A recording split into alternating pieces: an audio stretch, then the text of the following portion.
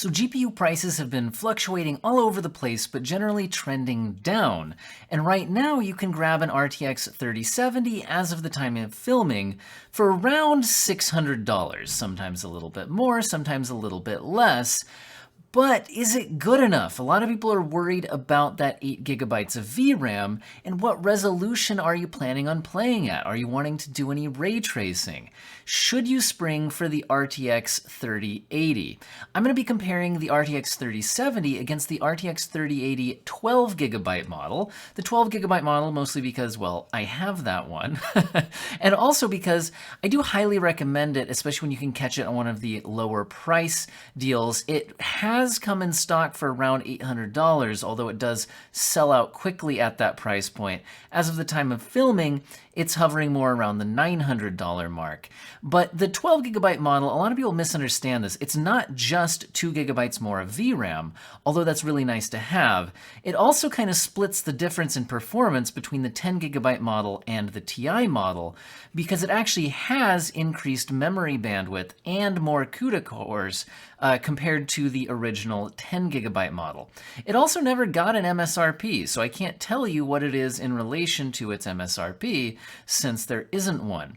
The other thing I want to bring up is that in my benchmark videos, we don't just look at these in like-to-like comparisons. How do they both do at the exact same settings? We do look at that, but I also try to take a more realistic look at this. Rather than just this one does this percent better, we look at what does that translate to in terms of image quality compromises. Because in reality, what you'll usually be doing is adjusting image quality to reach your performance target, rather than just running the GPUs at the same settings and getting whatever frame rate you get. I'll give you some thoughts at the end of the video, but first, let's take a look at the benchmarks. Well, we'll start off with Cyberpunk 2077, and we'll start out at 1080p, and I know some people would think it's kind of a joke to even look at a GPU like the 3080 at 1080p, but there are a lot of people who actually have extremely high refresh rate 1080p monitors and buy high-end graphics cards to focus on esports, but then also play graphically demanding single-player games like Cyberpunk. And honestly, Cyberpunk at ultra settings really is no joke, even for some high-end GPUs at 1080p. Now, when we take a look at this, notice that both GPUs are able to deliver a high refresh rate experience here. Although notice that we also have not yet turned on ray tracing. The default ultra settings don't include ray tracing here. Now, we can also see the power draw difference here, because that's one thing that you'll want to consider between these two GPUs, is we see over a 100 watt difference at most points here between the power draws of the two cards. So if you're already built your system, your old power supply may or may not be able to handle a GPU at the 3080's power draw level. But what if we do want to kick on that ray tracing? Well, notice that even at 1080p, notice I'm not using DLSS here. I think if you're paying this much money for a GPU and you're going to get 1080p, at 1080p DLSS, I mean, you can use it in a pinch, but I don't think it's worth the trade-off just to get ray tracing. It looks better at higher resolutions, but at 1080p, it's a bit of a trade-off here. So on the 3070, if you just use the reflections, you can get some playable frame rates. But if you try the ray tracing ultra setting, it's really too much. Like, it's playable, especially if you had a variable refresh rate monitor, but I really wouldn't recommend it at all. Whereas the 3080 12 gigabyte is able to stay over 60 FPS most of the time, although we still see dips below 60 FPS even on the 3080 with the Ray Tracing Ultra. So ray tracing is no joke. And by the way, this game even offers a psycho setting on the lighting that isn't even turned on with the Ultra settings. So this is what I mean when I say that heavy ray tracing is incredibly difficult, even on high-end GPUs right now at 1080p. But how about 1440p? So first we'll try it without any ray tracing enabled. And the RTX 3070, we can see in heavy scenes like this, it does dip below 60 FPS at the ultra settings, which is why I'm also showing it at the high settings, which don't have too much of a visual trade-off, but you get significantly better performance. Whereas the 3080 12GB, you can just go ahead and leave it at ultra and you're still getting good frame rates. Now, in easier scenes like these outdoor scenes, we can see that the 3070 is able to handle the ultra settings much better. So for much of the game, you really could use it. And this isn't showing DLSS yet, which both GPUs at 1440p, DLSS does look pretty good. I do think you see more aliasing on edges and things, but we don't see that in this image here since we're not using DLSS. And keep in mind that I'm using Cyberpunk because even though it's, you know, a year and a half old at this point, it's still one of the heaviest games at its ultra settings. So we're really using this as a stress test. Most games are not yet this demanding, and especially once you kick on that ray tracing. So the 3070, even the ray tracing low setting, actually required DLSS quality just to stay mostly above 60 FPS here. We even still see some dips below 60. If you want to run the RT Ultra at 1440p on the 3070, you actually have to go all the way to DLSS performance, and you're pushing right up against that 8GB of VRAM limit. We can see that the 3080 12GB, when using RT Ultra at 1440p, it is at least allocating more than 8GB of VRAM. Whether or not it absolutely is requiring that. And notice, to get playable frame rates with RT Ultra at 1440p, even the RTX 3080 is needing that DLSS quality setting, which, you know, it's just the trade-off it takes to get heavy-duty ray tracing. So I really think if you're looking for ray tracing performance, at 1440p, sure, there's some easier games out there, but the more demanding games, I really think the 3080 is more of a ray tracing capable GPU than the 3070 if you're going beyond 1080p. Now, what about at 4K? Now, the 3070, if you go down to the medium settings, it can handle a playable native 4K, although in heavy scenes like this one, you're absolutely going below 60 FPS, even down into the mid-40s. Whereas if you use DLSS balanced, you can actually go to the high preset and for the most part stay above 60 FPS on the 3070, whereas the 3080 can use the high setting and just DLSS quality and still deliver better frame rates than the 3070 does when going to a more aggressive DLSS setting, which is nice. Also note that the concern about the 3070's 8GB of VRAM at 4K is somewhat mitigated by the fact that, as you can see in heavy titles, you're going to have to turn down settings anyway. And when you're using DLSS, you're also rendering at a lower than 4K resolution, which does lower the VRAM requirement. So sure, if we were doing ultra settings at 4K, especially with ray tracing on it native, the 8GB we'd be surpassing it. When we had to turn down settings anyway, it kind of mitigates that. But that's enough Cyberpunk. Let's go ahead and look at some other games.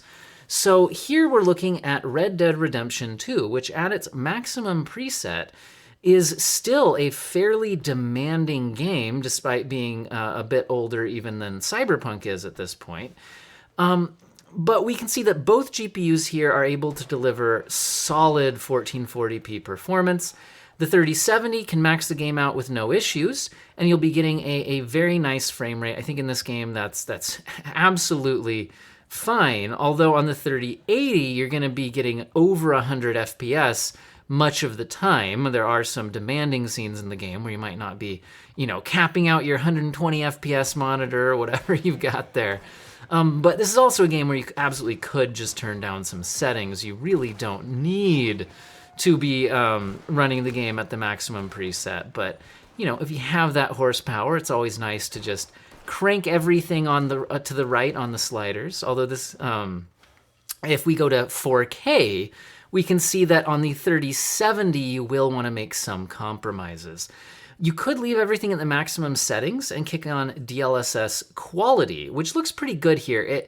It cleans up some of the blurriness of the game's native temporal anti-aliasing solution, although it does have some other issues. I think his hair looks a little bit checkered, although at the 4K resolution, it doesn't look as bad as it does at 1080p or 1440p. Alternatively, you can use the Hardware Unboxed optimized settings. Check out the Hardware Unboxed YouTube channel. They did a fantastic optimization video in this game.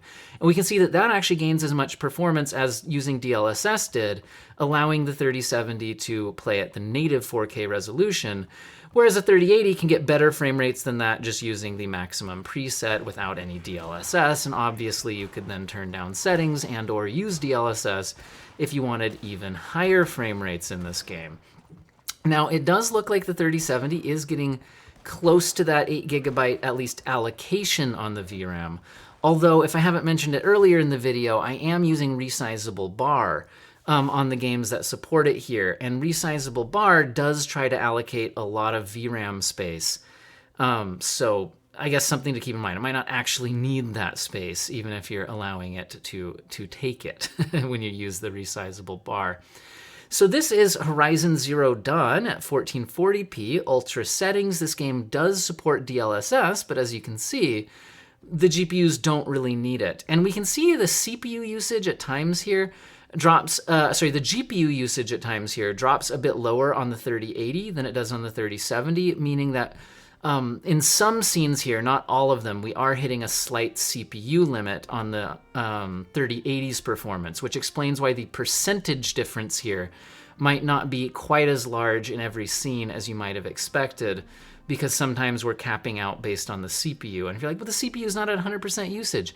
If a single thread of the CPU is at 100% usage, that becomes a CPU limit, even though my 16-core 32-thread CPU is definitely not being maxed out if a game can't actually max out all 32 threads. If we go to 4K at Ultra, both GPUs actually give good performance here. The 3070 can, for the most part, stay above 60 FPS, although in more demanding scenes, it absolutely goes below 60 FPS. So in reality, I'd probably use DLSS or turn some setting downs.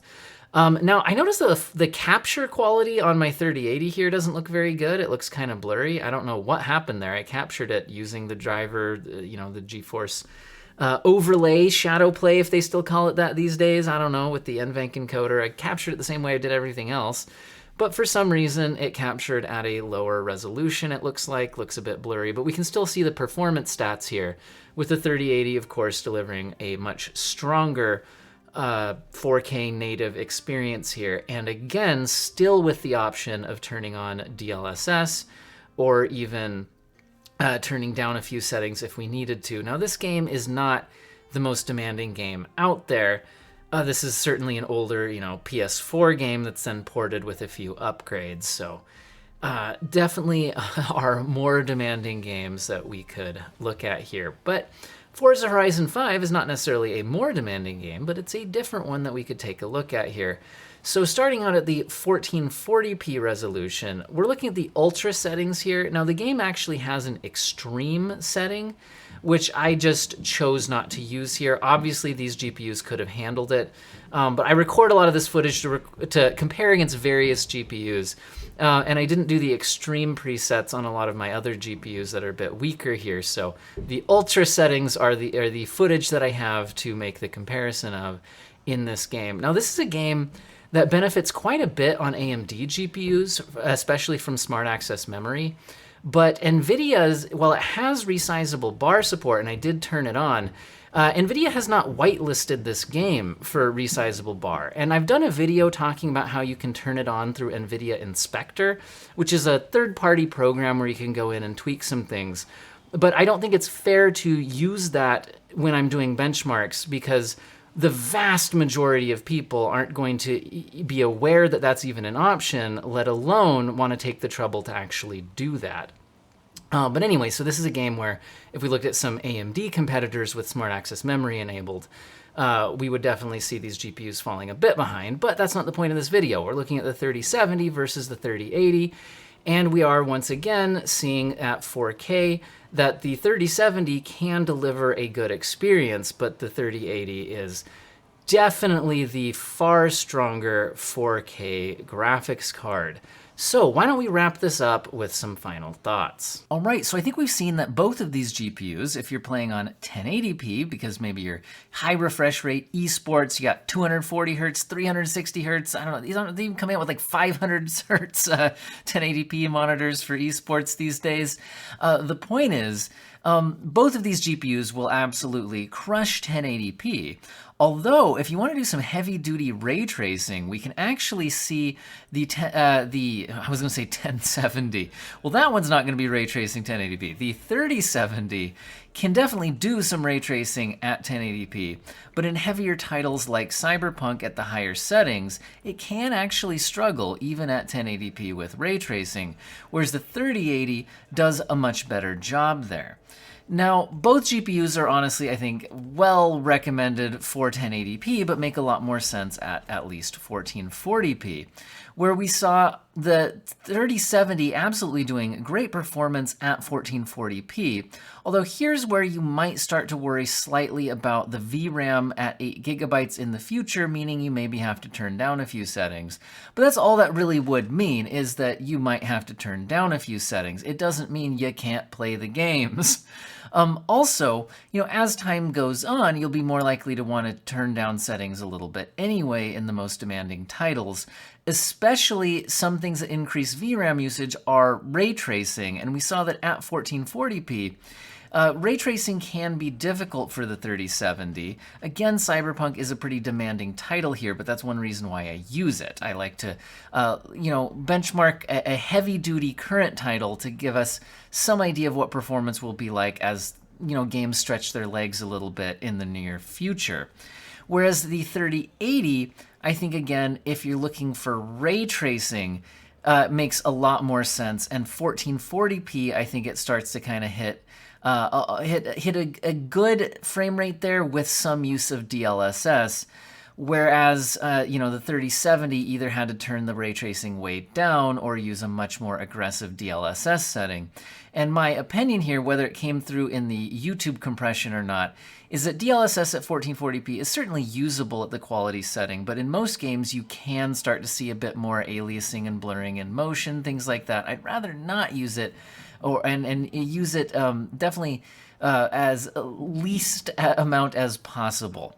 So moving to 1440p, moving to 4K, I would definitely say that the 3070, while you can play games at 4K, you're already making image quality compromises. So I feel like as you move into the future, it's not going to have a lot of longevity at the 4K resolution, at least not with settings that you'd probably be wanting to do at this price point. So I do think at 4K, the 3080 makes a whole lot more sense. And in games that have DLSS, I think that the 3080 will continue to be a strong performer at 4K for at least a few more years, although we are starting to get towards the next generation of GPUs, which, if the rumors are even to be somewhat partially believed, the new GPUs at the high end will, even if they don't live up to doubling the performance of a 3080, they're going to give a healthy gain. Now, what we see with pricing and all of that, who knows? But current GPUs, I do use my own RTX 3080 12GB, like I was benchmarking here, at 4K as my main gaming GPU. And I will say, I'm perfectly happy with it. It gets the job done, but there are certainly games where I have to use DLSS. Sometimes I turn down some settings. Oftentimes using ray tracing at 4K is a big stretch, and I have to use DLSS more aggressively than I really want to, so it's kind of a trade-off there. So I really think it's the next generation of GPUs where we will really see 4K gaming closer to native. Probably still need DLSS if you're going to be using any ray tracing there, but at least maybe not as aggressively. Really kind of take off. So if 4K is your target, I wonder if waiting a few months might make the most sense there. But at 1440p, I think the 3080 has enough headroom to be a good choice right now, and you'll be happy with it for a few years. Because remember, when new GPUs come out, it doesn't make your current GPU any worse. Although as games continue to become more and more demanding, that will then, reduce how happy you are with its performance. But just because a new graphics card launches one day doesn't suddenly mean the performance of your current GPU is any less than it used to be. I hope all of you have an excellent day.